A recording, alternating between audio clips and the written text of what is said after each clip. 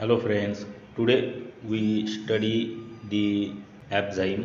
In 1969, William Jennings proposed that antibodies specific for transition state of chemical reaction should have catalytic power. This incisive prediction was realized in 1986 when the laboratories of Richard Lerner and Peter Schulze found that catalytic antibodies could be produced by using transition state analogues as immunogens. The preparation of an antibody that catalyzes the insertion of a metal ion into a porphyrin nicely illustrates this experimental approach.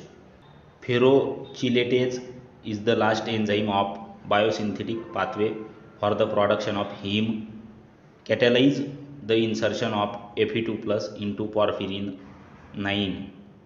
Antibodies catalyzing many other kinds of chemical reactions exemplified by ester and amide hydrolysis, amide bond formation, trans-esterification, photoinduced cleavage, photoinduced dimerization, decarboxylation and oxidation have been produced using similar strategies.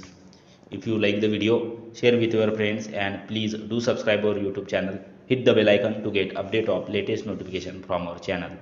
Thanks a lot.